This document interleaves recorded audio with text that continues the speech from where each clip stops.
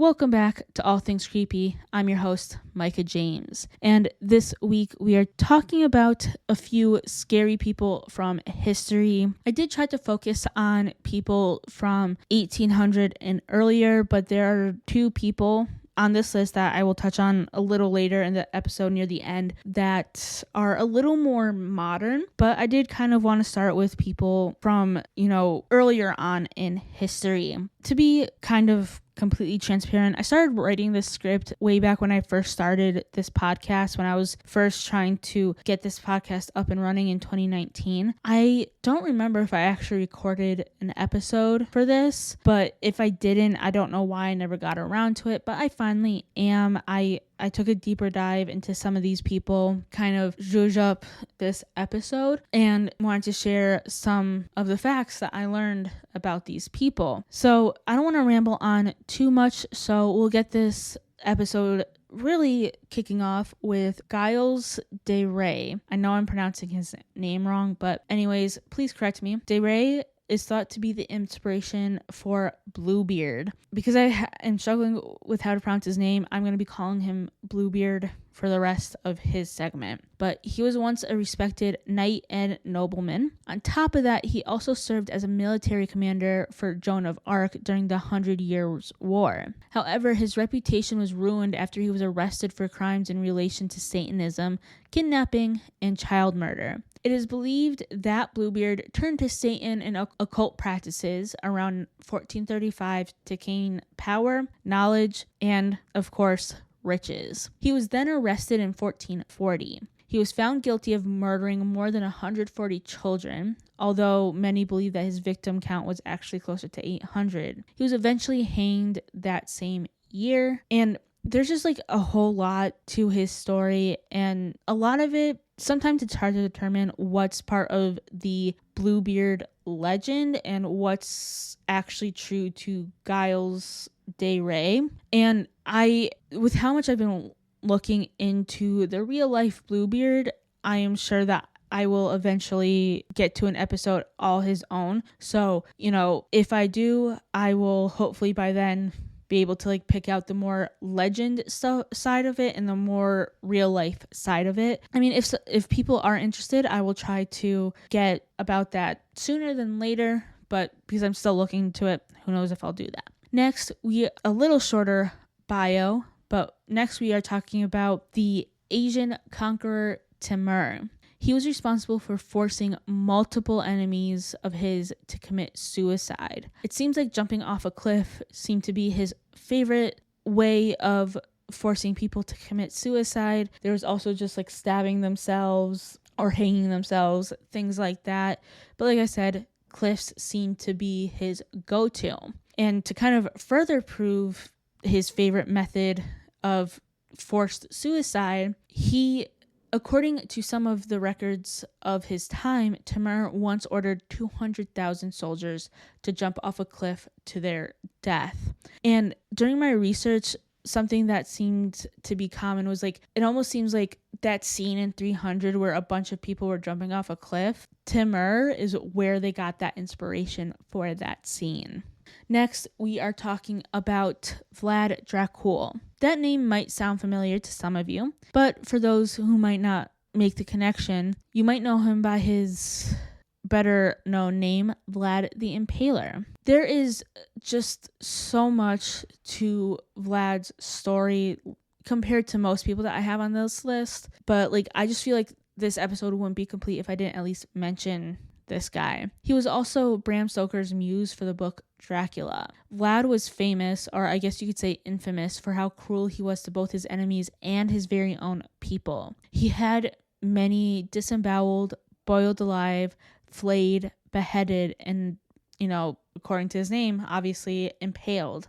It's said that he'd display those who died as a warning to everyone, as so they couldn't cross him. Although I don't know how true that is. That could be part of the legend surrounding him, because much like Bluebeard, there is definitely legend Vlad versus real life Vlad. But unlike Bluebeard, it seems like rather than being complete legend, it just seems like an over-exaggeration when it comes to Vlad Dracul. But again, much like Bluebeard, this is something I've been looking into like in my own time. So there is a small chance that I'm going to be doing an episode on this guy later on, but I don't want to promise an episode for this guy just in case. Next is H.H. Holmes. I will say that if you are more interested in H.H. Holmes, there are podcasts out there who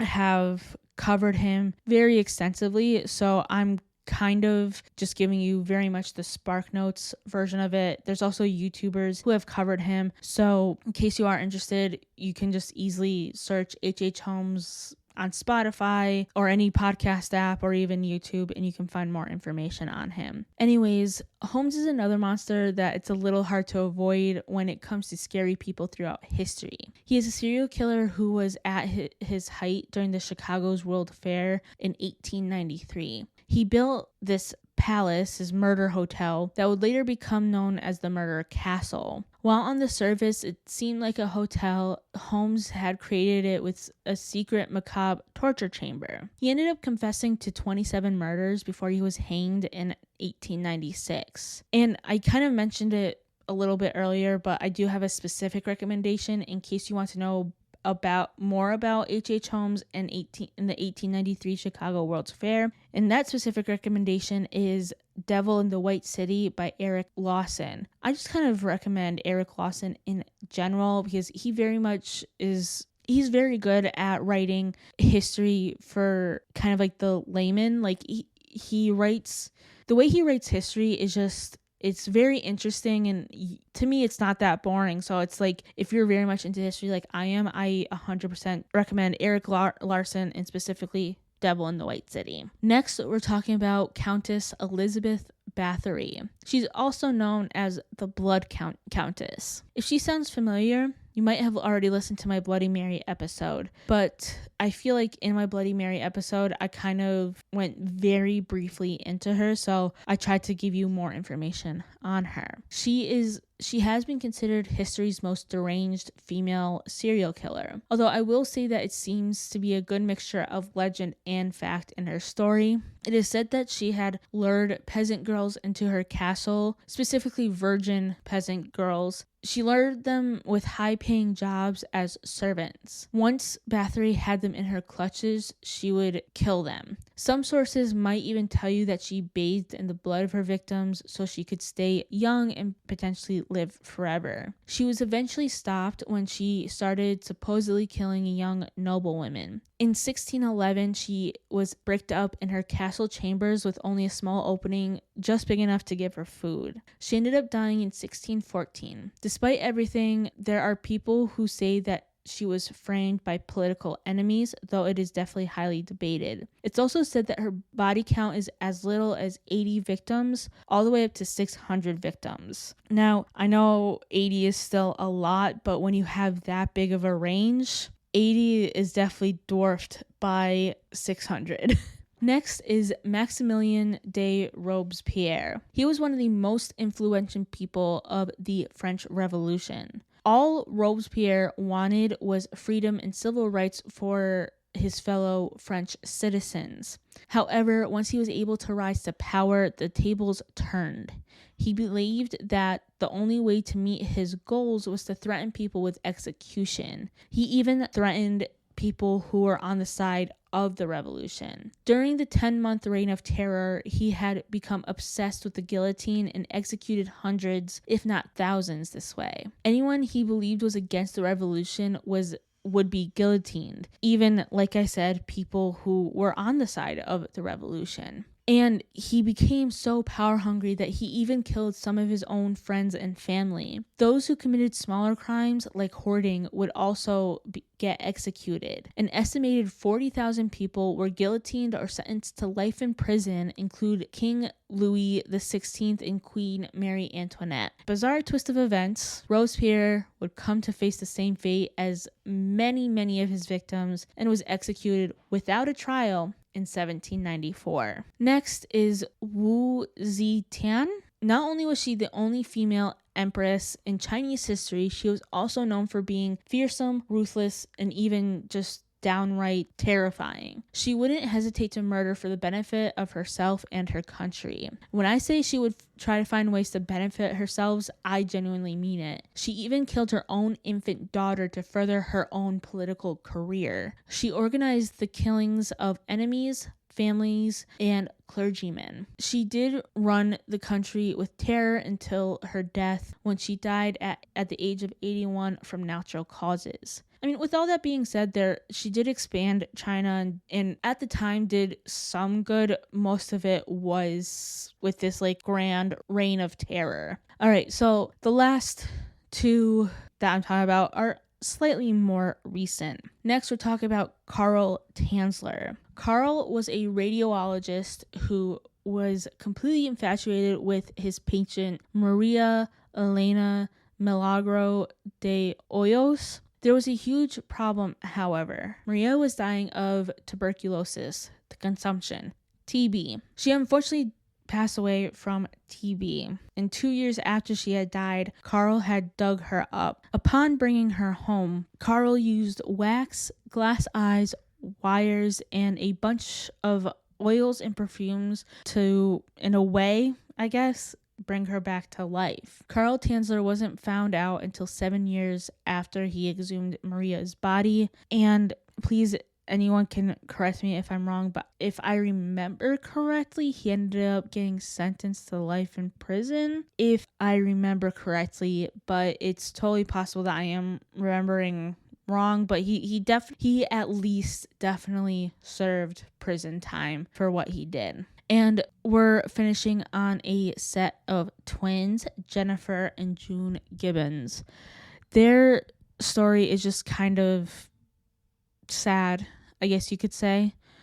But you know how there's that stereotype that twins can speak their own language and they kind of do everything together? Well, Jennifer and June were said to fall in that category, and painfully so. It seems like, from my understanding, that they almost always spoke in their secret language and copied each other's movements. After an arson spree, they were put into Broadmoor Psychiatric Hospital. Here, they admitted to their therapist that one of them had to die in order for the other to live even a somewhat normal life. It actually wasn't long after that Jennifer seemed to die of natural causes. I couldn't find much information beyond that, but yeah, it's like their story is kind of like a combination of scary and sad, but it's one of those stories that is chilling regardless. And now with all that being said, that was a part 1 ?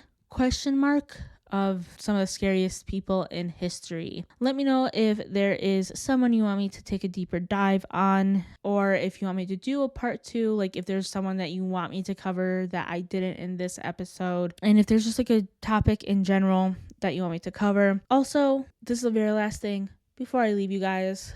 It's just been really busy for me this past week. I started a new job and all of that, so that's kind of been a little stressful, but I promise I am working on getting my Patreon all set up, and I am hoping to get that up and running hopefully by the end of June. Still sticking with the $1 and $3 tiers with, ad-free episodes for $1 and $3, and definitely having the $3 tier have access to the original episodes of my podcast that are no longer available on any feed. So yeah, look forward to that. And if there's anything you want to see for a $3 tier, just let me know, hit me up. All my social media will be in the show notes, along with the sources or at least my main sources that I used for today's episode. And I will see you guys next week.